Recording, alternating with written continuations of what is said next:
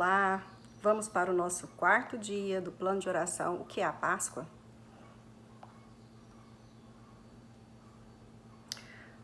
Mas não recebemos o Salvador que esperávamos. Os profetas estavam dizendo ao povo de Deus que um Salvador estava chegando. Não apenas Isaías, havia muitos outros profetas.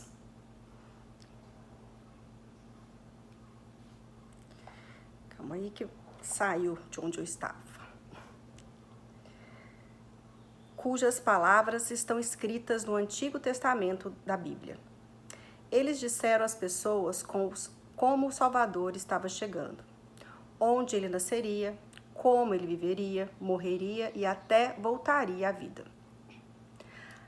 As pessoas ouviram os detalhes que você leu do livro de Isaías ontem, de como o Salvador seria um homem de tristeza e sofrimento. Mas, de alguma forma, as pessoas se concentraram mais em suas próprias ideias de como seria o Salvador do mundo. O que você pensa quando ouve o Salvador do mundo? Você provavelmente pensa sobre o que todo mundo estava esperando.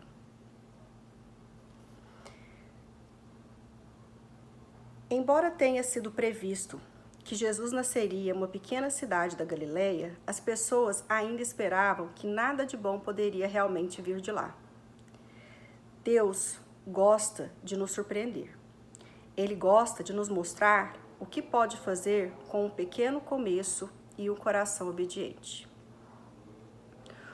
Hoje você lerá como Jesus veio à terra e nasceu entre os animais do celeiro. Você lerá como ele previu a própria morte. E você lerá como ele até previu que voltaria à vida. Jesus chamou a si mesmo de Filho do Homem e também disse que Deus era seu Pai. Seus seguidores o viram fazer milagre, mesmo que ele não fosse chamativo. Ele era real. Ele conhecia e compreendia as pessoas melhor do que qualquer um que eles já haviam visto. Ele estava cheio de verdade, mas também cheio de graça. Seus seguidores não puderam deixar de ver que seus milagres eram surpreendentes, mas muitos deles ainda não tinham certeza absoluta de que Jesus era tudo o que ele dizia ser. Então, numa sexta-feira, eles o viram sofrer e morrer na cruz. Enquanto as pessoas zombavam dele abertamente, ele morreu. Se foi. Então é isso? Os líderes viriam buscá-lo e matá-los exatamente como mataram Jesus? Eles estavam com medo. Eles se amontoaram atrás das portas trancadas, tentando permanecer em segurança. Eles ousaram manter viva a esperança de que talvez, apenas talvez, o domingo de Páscoa realmente estivesse chegando? Jesus voltaria à vida? O mundo seria diferente para sempre? Pergunte a si mesmo, o que alguém teria que fazer para convencê-lo de que ele era o Filho de Deus? Se você estivesse vivo quando Jesus estava vivo, o que você precisaria ver para saber que ele realmente era quem ele dizia ser? Ore, Jesus, obrigado por ser bom, gentil e humilde. Você é exatamente o Salvador que este mundo precisa. Obrigado por pagar o preço pelos pecados de todos, mesmo que tenha sido doloroso e custado a você tudo. Obrigado por me amar tanto. Ajude-me a amá-lo também. Em nome de Jesus, amém. Lucas 2, versículo 4 ao 6. Por isso José foi a Nazaré, na Galileia, para a região da Judeia, a uma cidade chamada Belém, onde tinha nascido o rei Davi. José foi registrar-se lá, porque era descendente de Davi. Levou consigo Maria, com quem tinha casamento contratado. Ela estava grávida. E aconteceu que, enquanto se achavam em Belém, chegou o tempo de a criança nascer. Marcos 8, versículo 31.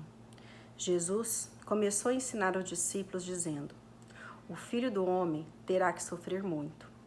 Ele será rejeitado pelos líderes judeus, pelo chefe dos sacerdotes e pelos mestres da lei.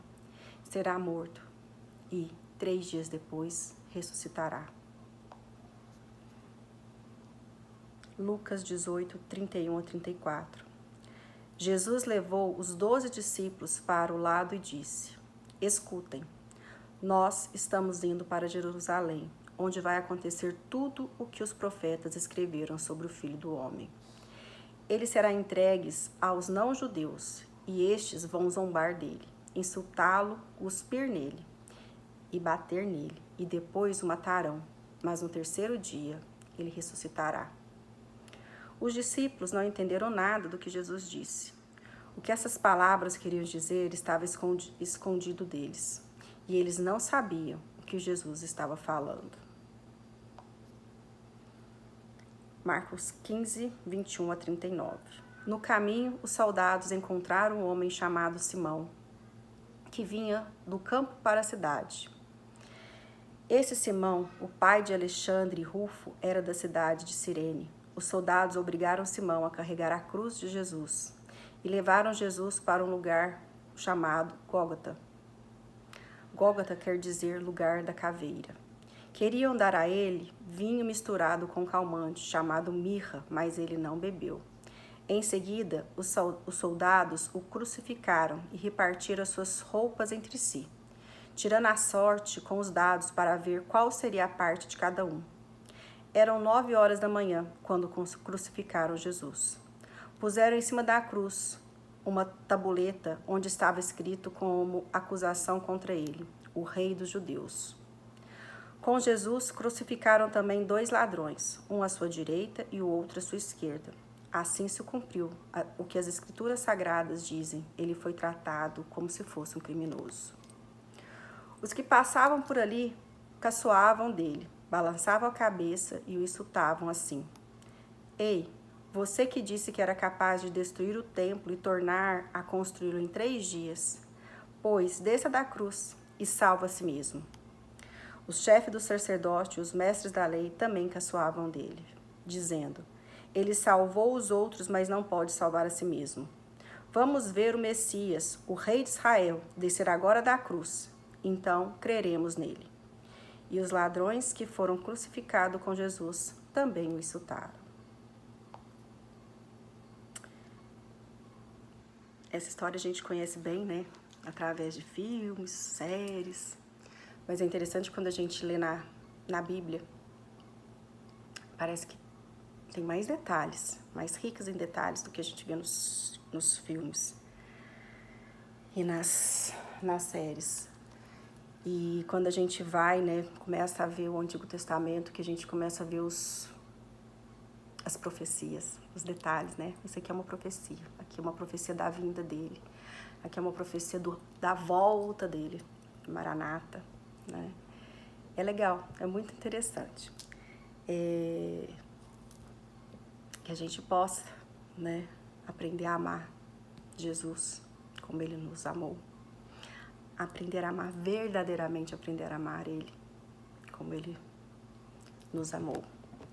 E até amanhã, no nosso 5º dia deste plano de oração. Fiquem com Deus.